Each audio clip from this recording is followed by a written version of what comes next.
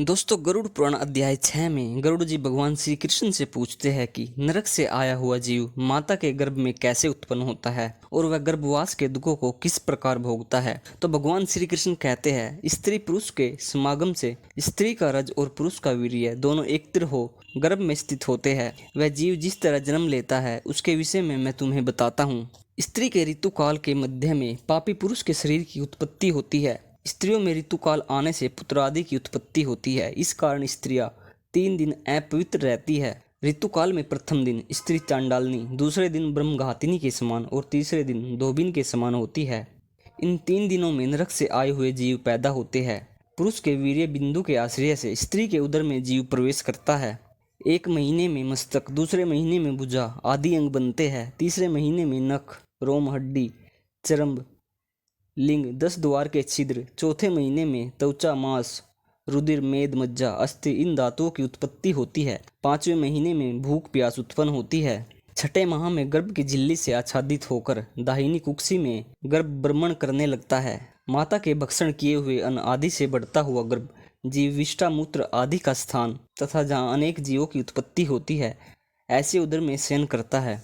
उसकी पीठ और गर्दन कुंडलाकार रहती है। इस प्रकार अपने अंगों से चेष्टा करने में असमर्थ होकर वह जीव पिंजरे में स्थित पक्षी की तरह माता की कुक्षी में अपने सिर को दबाए हुए पड़ा रहता है। भगवान की कृपा से अपने सैकड़ों जन्मों के कर्मों को स्मरण करता हुआ वह गर्भस्थ जीव लंबी सांस लेता रहता है। ऐसी स्थिति में भला उसे कौन सा सुख मिल सकता है। मांस, मज्जा आदि 7 धातुओं के आवरण में आवृत वह ऋषि कल्प जीव भयभीत होकर हाथ जोड़कर विकल्प वाणी में भगवान की स्तुति करता रहता है, जिन्होंने उसको माता के उदर में डाला है। 7वें महीने में आरंभ से ही सभी जन्मों के कर्मों का ज्ञान हो जाने पर भी गर्भस्थ प्रसूति वायु के द्वारा चालित होकर वह विष्ठा में उत्पन्न सहोदर कीड़े की तरह एक स्थान पर ठहर नहीं पाता। जीव कहता है, मैं लक्ष्मीपति, संसार के आधार, अशुभ का नाश करने वाले तथा शरण में आए हुए जीवों के प्रति वात्सल्य रखने वाले भगवान विष्णु की शरण में जाना चाहता हूँ। हे भगवान, तुम्हारी माया से मोहित देहादि मैं तथा पुत्र कुलत्रादि में इनका और यह अभिमान कर जन्म मरण को प्राप्त होता है। मैंने कुटुंब के लिए शुभ कर्म किए, वे लोग खा पी कर चले गए, मैं अकेला दुख उठा रहा हूँ। हे भगवान, इस योनि से पृथक हो तुम्हारे चरणों का स्मरण कर फिर से ऐसे उपाय करूंगा जिससे मुक्ति को प्राप्त हो सकूं।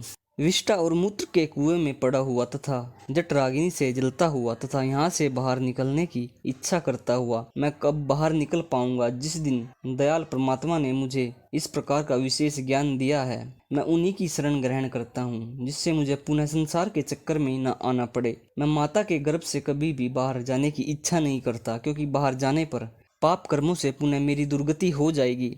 इसलिए यहाँ बहुत दुख की स्थिति में रहकर भी मैं खेद रहित होकर आपके चरणों का आश्रय लेकर संसार में अपना उद्धार कर लूंगा। भगवान विष्णु बताते हैं, ऐसी बुद्धि वाले एवं स्तुति करते हुए 10 माह के ऋषि उस जीव को प्रसूति वायु प्रसव के लिए तुरंत नीचे की तरफ ढकेलती है। प्रसूति मार्ग के द्वारा नीचे की तरफ सिर करके अचानक गिराया गया वह आतुर जीव बड़ी मुश्किल से बाहर निकलता है और उस समय वह सांस भी नहीं ले पाता। उसकी स्मृति भी समाप्त हो जाती है। पृथ्वी पर मल मूत्र के बीच गिरा हुआ वह जीव मल में पैदा हुए कीड़े की तरह चेष्टा करता है और विपरीत गति प्राप्त करके स्मृति नष्ट हो जाने के कारण अत्यधिक रुदन करने लगता है। जिस तरह बुद्धि गर्भ में, रोगादि में, शमशान में, पुराणादि में सुनने में लगी रहती है, वैसी बुद्धि हमेशा रहे तब बंधन से कौन नहीं छूट सकता। जिस समय यह जीव कर्म योग फल द्वारा गर्भ से बाहर आता है, उस समय विष्णु की माया से मोहित हो जाता है। माया से मोहित तथा विवश हो कुछ भी नहीं बोल सकता और बाल्यावस्था के दुख भी परंतर होकर भोगता है। बालक की इच्छा को समझते हुए माता पिता बालक की सेवा करते हैं। बालक को भूख लगने या रोने पर समझते हैं बालक का पेट दर्द कर रहा होगा, ऐसा सोचकर माता पिता दवाई देते हैं। बालक के पेट में दर्द हो तो माँ समझती है कि भूख लगी होगी, ऐसा सोचकर दूध दे दे, दवा दे इत्यादि अनेक कर्म बालक के लिए उल्टे पड़ते हैं। फिर भी वह बोलने की शक्ति नहीं रखता।